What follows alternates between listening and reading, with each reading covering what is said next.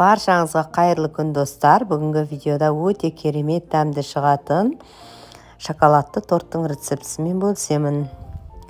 Бізге қажетті заттар 3 жұмыртқа, қант, сүт, сұйық май, какао, ұн, қамыр қопсытқыш, ас содасы қажет болады. Ас содасының үстіне біз уксус салатын боламыз. 3 жұмыртқамыз бен қантымызды ыдысымызға салып жақсылап миксерлеп аламыз. Осылай аппақ болып көпіргенше 2-3 есе ұлғайғанша шамамен 10 минуттай осылай миксерлейтін боламыз. Үстіне сүтімізді құямыз, сұйық майымызды құямыз. Тағы да жақсылап араластыратын боламыз. Бізге қажетті заттардың бәрі бөлме температурасында болғаны дұрыс. Осылай жақсылап араластырып алдық. Енді ұнымыз, какаомызды және қамыр қопсытқышымызды қосып, жақсылап араластырып аламыз.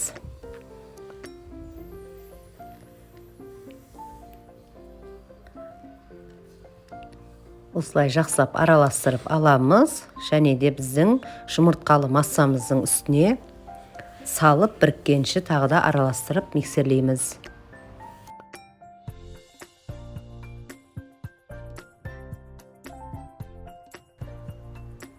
Жақсылап араластырып алдық. Енді осының үстіне ас содасы мен жарты шай қасық уксусымызды салып, осы массамыздың үстіне салып, тағы да біріктіріп араластырып аламыз. Біздің бисквитіміздің қамыры осымен дайын. Кішкене осындай сұйықтау болады. Енді формамыздың астына, осындай кольцомыздың астына фольга орадым мен. Менің формам 20 сантиметрлік. Осының үстіне біздің бисквитті массамызды құйып, қызып тұрған печкамызда 160-170 градуста 35-40 минуттай пісіріп аламыз. Біздің шоколадты бисквитіміз пісіп шықты. 40 минуттай қойдым мен. Біздің бисквиттарымызды осы ағаш таяқшаның көмегімен тексеріп аламыз. Толықтай піскен. Және де осы бисквитімізді бөлме температурасында жақсылап суытып аламыз. Толықтай суыған соң барып формамыздан шешетін боламыз. Пышағымыздың көмегімен осылай айландыра кесіп аламыз.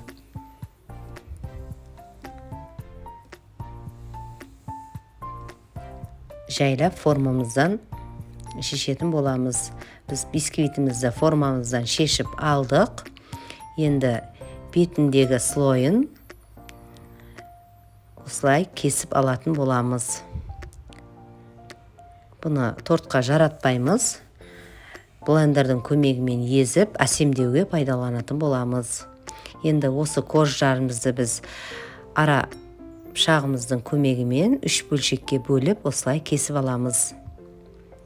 Біздің бисквиттарымыз өте нәзік, өте жұмсақ. Ортасы жақсы піскен. Осылай жақсылап ұқыптылықпен 3 бөлікке бөліп, бисквиттарымызды кесіп алдық.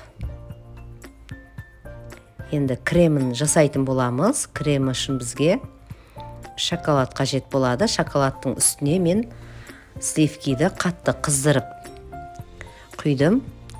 Осы шоколадымыз ерігенше сливкимізді жақсылап араластырып, 2 массаны біріктіреміз. Біздің шоколадтарымыз толықтай еріді. Енді суығанша шетке алып қоямыз. Сливкиміздің үстіне қантымызды салып, жақсылап формасын ұстайтын болғанша, крем шыққанша осылай миксерлеп аламыз. Біздің креміміз дайын, мінекей, өзінің формасын жақсы ұстайды. Енді жаңағы шоколадымыздың үстіне біз қаймағымызды салып, осы 2 массаны біріктіріп, жақсылап миксерлеп аламыз.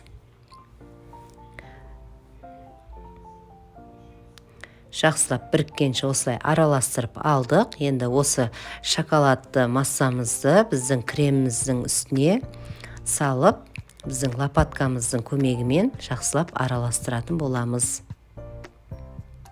Екі масса толықтай біріккенше жақсылап осылай араластырамыз.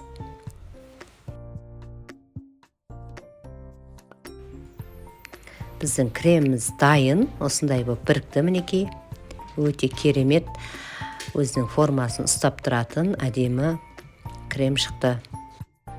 Енді тортымызды жинайтын боламыз. Астына кішкене кремімізден жағып, бірінші бисквитімізді қойып, үстінен кольцо кигізетін боламыз.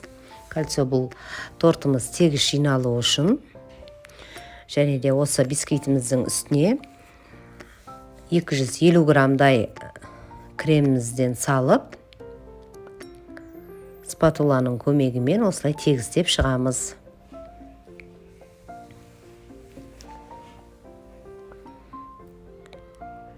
Жақсылап тегістеп алдық. Енді екінші бисквитімізді үстіне орналастыратын боламыз. Екінші бисквитіміздің де үстіне кішкене тығыздап кремін салатын боламыз. 250 грамдай кремімізді салдық. Енді осында жақсылап тегістеп аламыз. Осылай әдемлеп тегістеп алдық. Енді үшінші слой бисквитімізді орналастырамыз. Кішкене басып жібереміз қолымыздың көмегімен. Енді бетіне азырақ крем саламыз. Және де соны жақсылап тегістейтін боламыз. Кремімізден кішкене алып қаламыз. Дайын болған тортымыздың жан-жағына жағып, әсемдеуге керек болады. Біздің тортымыз дайын. Енді осының бетіне осылай пленкамызды жауып, тоңазытқышқа 1-2 сағатқа қалдыратын боламыз. Кесіп алған осы бисквитімізді қазір блендердің көмегімен езіп аламыз. Біздің торттарымыз тоңазытқышта 1-2 сағаттай тұрды. Өз формасын жақсы ұстайды. Енді кольцомыздан шешіп алу үшін жан-жағын осылай пышақтың көмегімен кішкене жүргізіп өтеміз. Және де кольцомыздан формасынан шығаратын боламыз. Біздің тортымыз дайын мінекей. Қалған кремімізді, бағана алып қалған кремімізді осылай шет-шетіне жағып, біздің тортымызды тегістейтін боламыз. Біздің тортымызға қажетті заттардың бәрін осы видеоның астына жазып қалдыратын боламын.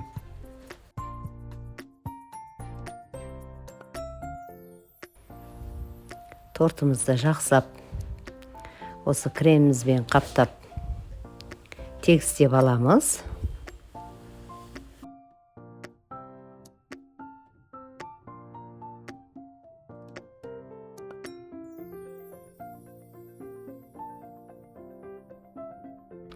Тортымызды осылай жақсылап тегістеп алдық. Енді бетіне шоколадты ганаш құятын боламыз. Ол үшін бізге 30 грамм шоколад және де 30 грамм клейге қажет болады.